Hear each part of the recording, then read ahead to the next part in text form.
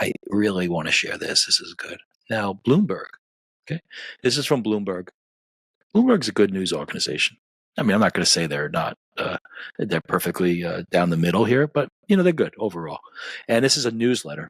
It's a newsletter that's put out from them, and it's called the Balance of Power newsletter. And you can sign up and you get it. And they do a really nice job of rounding up the big global issues. And this one is entitled "A World According to Trump, Putin, and Xi." Xi from China. Okay, let's go through this. February 12th, 2025, so it was yesterday. Welcome to Balance of Power. It's hard to believe now, but U.S., British, French, Polish, and Ukrainian troops all marched in Moscow alongside their Russian counterparts on Red Square in 2010 to mark the 65th anniversary of the end of World War II. It is a nice little paragraph, and it is a good reminder. When you look at the current state right now of the world affairs, especially what Biden has left, okay, the situation that in Ukraine that the Biden administration just seems to almost went out of their way to make worse. To think that in 2010, so what, 15 years ago, U.S., British, French, Polish, and Ukrainian troops all marched in Moscow. Doesn't say together, but I'm going to say marched together, not me as one troop, but together in this event, alongside their Russian counterparts on Red Square in 2010 to mark the 65th anniversary of the end of World War II. It does tell us things have changed since 2010, that's for sure. Vladimir Putin watched NATO troops join that May 9 military parade alongside the German and Chinese leaders. Dmitry Medvedev, then Russia's president, spoke of a common desire to defend peace. Fast forward to 2025, almost 3 years into Russia's war in Ukraine, and Putin's preparing to host the 80th anniversary parade. He has invited Chinese President Xi Jinping to join him on the Red Square, and Xi agreed. Will Putin also invite U.S. President Donald Trump, and would Trump go? Okay, so this was written before Trump's call yesterday. If you're not aware, it's amazing. Trump picked up the phone. I put out a tweet on this yesterday. And by the way, follow me on Twitter, okay, at Howie Hain. I like it, and I'm going to spend a lot more time on it. We're going to be posting a lot more on Twitter and Rumble, and we're expanding, we're growing. Okay, but Trump, I mean, the power of picking up the phone.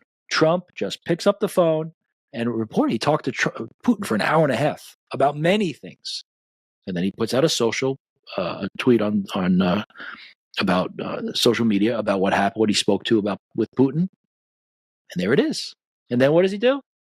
He picks up the phone and he calls Zelensky. This just seems almost like too simple. Pick up the phone and speak to people. It always brings me back to that Mark Twain thing, right? If you don't lie, if you always tell the truth, you don't have to remember what you said. It's kind of like that with if you know where you stand, you don't need advisors to tell you where you are. Trump knows his position.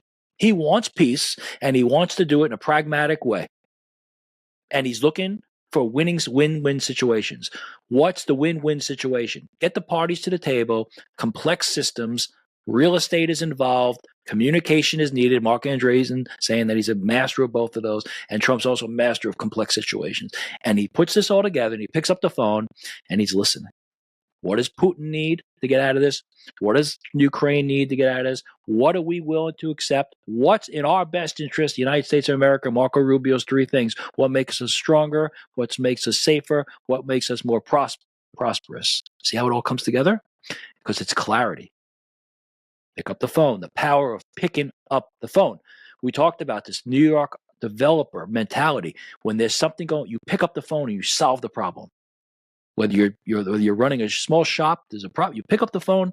What's the matter? Okay, and you deal with that problem. Trump is in office. He's picking up the phone, calling Putin, calling Zelensky. So this is obviously written before. And in that exchange, Trump mentioned that they talked. Trump and Putin discussed each other visiting their countries. So this question actually has more meaning now since that. See, aren't you happy I pay attention? Aren't you happy that I'm spending all my time on this thing? Because I can tell you, this question now has a different answer. Will Putin also invite U.S. President Donald Trump? And would Trump go? Well, it sounds like he might invite him, and it sounds like Trump would go. The temptation would be strong. Trump's gearing up to push Russia and Ukraine into a quick deal to end the war, and yesterday hailed Putin's release of an American from prison as evidence of Russian goodwill. Success before May 9 would let him travel to Moscow as the president who restored peace in Europe. Huh? Putin may have bigger plans in mind. He has long sought a modern version of the 1945 Yalta Agreement when the big three of Winston Churchill, Joseph Stalin, and Franklin D. Roosevelt met in Crimea and carved out post-war spheres of influence in Europe. Remember that famous photo? There it is. Okay, Churchill, Roosevelt, Stalin. Okay. Putin agreed last year for a new Eurasian security system stretching from Europe to China. With Xi and Trump in Moscow, he'd have a chance to form a new big three of strongmen rulers. Listen, one thing I want to talk to you about something. You know what's interesting? We talked about Iran, okay? And bear with me here. Let me stop sharing a second. Okay, Maria, don't let me get too lost, okay? Keep me in check. It's commentary. And it's commentary coming from where? It's a consistent train of thought, okay? And we've been speaking about Iran. And that's why I'm stopping right now. Because what we spoke about with Iran is you need to isolate Iran. Hamas isn't really the problem. It's Iran is the problem. And we also learned weeks ago, if you follow the show, follow the news, and thank you for following us because you're trusting me, and I'm taking it serious. I'm taking it serious to find what's really essential because not everybody can sit around all day and look at news. So I'm really trying to say what is the connection, and this is the connection from 2 weeks ago. We talked about Iran is increasing their pace to get a nuclear weapon. That's from UN. And China helping them with their ballistic missiles. We know that Gaza is a mess, and Trump is on that. But we also really know the big picture is Iran is the issue. And with Biden's administration, Iran and China, Iran and Russia were tighter. That's the net result of Biden. He pushed Iran into the protection of China and Russia. And I said on this show, the overall approach has to be to isolate Iran. And how do you isolate Iran? You work with China and you work with Russia. Just like you work with Mexico and you work with Canada and Monroe Doctrine and you Panama Canal, get China out of our hemisphere. And Greenland, perhaps take that over to seal up this kind of buffer, the moat, if you will, around our hemisphere. You deal with Russia by the way he dealt with it, picks up the phone and talks to Putin. And believe it or not, he's working with China by dealing with the tariffs. This confrontation is really going to lead to peace. That's my prediction. It's going to lead to an agreement that's going to be more substantial. The bridge will be on rock on either side. That's my analogy over and over again. Any arrangement with China right now is not a real bridge because it's not built on anything.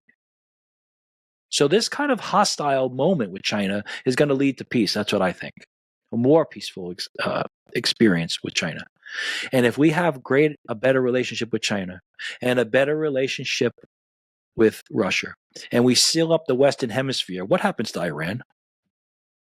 They're all alone. They're all alone. They have no choice but to cooperate. See how that's all connected?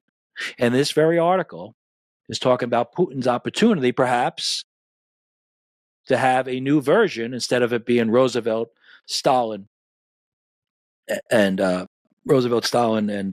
was it? Churchill. Now you could have Xi, Putin, and Trump. Okay, it's cool.